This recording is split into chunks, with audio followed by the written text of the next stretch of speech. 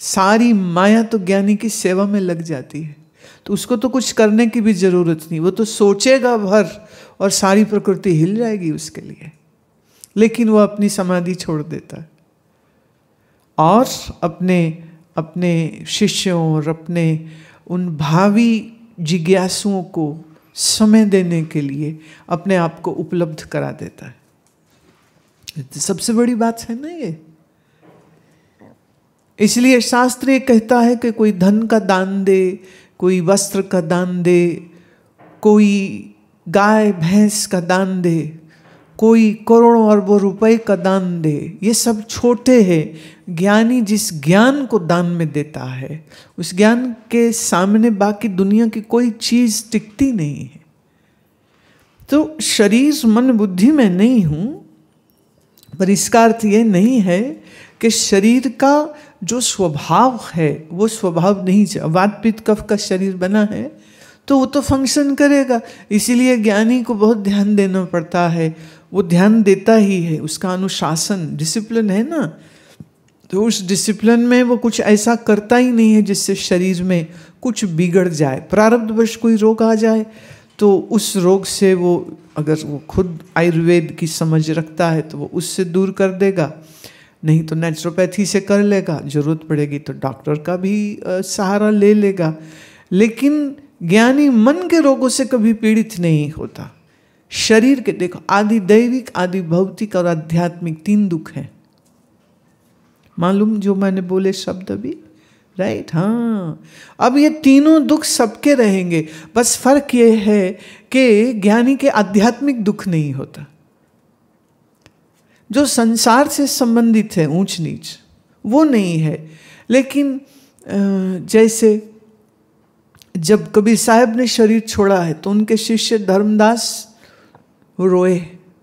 किसी ने कहा, अरे साहब तो हमेशा बोले संसार मुर्दा है और आप साहब के जाने पर रो रहे हो। बोले, अरे पागल, ये तो मैं भी जानता हूँ, तेरे से कम नहीं जानता हूँ, मैं भी जानता हूँ ये बात। पर फिर सच ये भी है कि साहब की वो वाणी सुनने को न मिलेगी। अब जिस आसन में साहब रोज बैठे मिलते थे, अब वो साहब बैठे मिलेंगे नहीं, साहब का दर्शन नहीं मिलेगा, साहब की मीठी वाणी सुनने को नहीं मिलेगी। वो जो हृदय को आनंद होता था साहब को देख, अब वो नहीं मिलेगा, क्योंकि पंच तत्व का शरीर पंच तत्व में लीन हो गया। कैसे नहीं रहूं मैं? ज्ञान मत दो, ज्ञान मेरे पास है, लेकिन जिस शरीर के कारण मुझको ये सब कुछ प्राप्त हुआ है, अब वो शरीर पंचभूत में लीन हो गया है। तो इसके बाद, और ख्याल करना उस समय ना मोबाइल था, ना कैमरा था, ना कुछ और था, इसलिए हमारे पास उनका ओरिजिनल पिक्चर नहीं है, कोई फोटो नहीं है, कुछ बना हुआ नहीं है, सिर्फ उनकी वाणी है। समय के साथ कबीर के नाम पे बहुत लोगों ने खुद से लिख के बहुत कुछ डाल दिया और हो गया कि एक कबीर साहब का लिखा हुआ, जबकि वो है भी नहीं। तो धर्मदास रोते हैं। हाँ, रज्जब याद करती हूँ तो मतलब अद्भुत है। जिस दिन रज्जब के गुरु ने शरीर छोड़ा, कहते हैं रज्जब बहुत रोए, रो रहे थे और रोते रोते आंख बंद थी उनकी, फिर उनने कभी आंख ही नहीं खोली। रज्जब ने कभी आंख ही नहीं खोली और सब कहते अरे आंख तो खोलो। कहते क्या देखूं, देखने वाला तो चला गया, अब तो मेरे पास देखने को कुछ बचा ही नहीं, किसको देखूं, किसको देखूं? अब आप इसको कह सकते हो क्या ये आध्यात्मिक दुख है? नहीं, ये प्रेम है, ये श्रद्धा है, ये श्रद्धा है, ये प्रेम है। लेकिन अगर आप कहो कि क्या ज्ञानी को आदि भौतिक दुख होगा? बिल्कुल होगा। क्या आदि दैविक दुख हो सकता है? अरे अभी भूचाल आ जाए तो?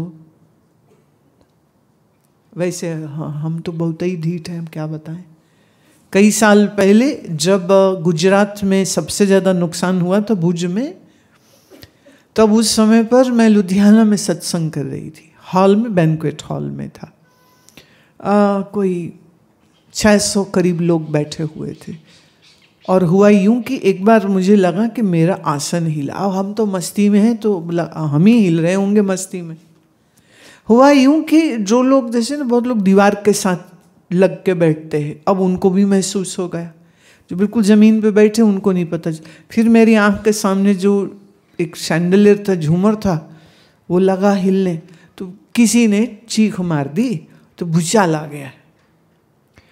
अब इतने लोग हॉल से बाहर निकलने के लिए अगर उठ जाते हैं और भगदौड़ हो जाती है, तो भूचाल से नुकसान हो ना हो, इसी से हो जाएगा, तो स्टम्पीड हो जाएगा। तो मैंने उसी समय कहा, मैंने कहा अरे पागलो, अगर ये भूचाल है, अगर तुम मरने वाले हो आज, तो खुशी मनाओ, तुम हमारे साथ हो। अब वो कहीं ढूंढेंगे हमारे आर्काइव्स में तो मिल जाएगा। तब वहाँ पर हमने एक भजन लिखा नहीं, बस उसी समय गाया, झूला झूलो रे झूलो सतगुरु संग, क्योंकि मेरा जो आसन है वो पूरा झूल गया था। तो झूले की तरह झूल रहा है और पूरी बिल्डिंग दिख रही, पंखे झूल रहे, झूमर झूल रहे, और झूला झूलो रे झूलो सतगुरु संग। और ये खूब गाए तो सब नाच रहे नाच रहे नाच रहे, किसी को ये नहीं लगा कि भाग जाएं। अब आप कहो पागलपंथी है ये बात, हमें भी उठ जाना चाहिए था, बट मुझे वो पॉसिबिलिटी थोड़ी रिमोट दिख रही थी, क्योंकि लोग बहुत सारे थे, और फिर जब पैनिक हो जाए ना, तब बड़ा मुश्किल हो सकता है। सत्संग खत्म हुआ, हम जिस घर रुके थे वहाँ पर पहुँचे, तब न्यूज़ मिली कि इतना नुकसान हुआ है कि भुज का ऑलमोस्ट 60% भुज शहर पूरा बर्बाद हो गया था। बहुत लोगों का नुकसान हुआ था, जान माल का नुकसान भी हुआ था।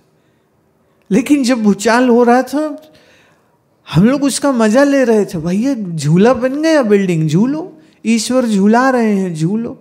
और मरना तय है तो मरोगे, और नहीं मरना तय है तो बच जाओगे।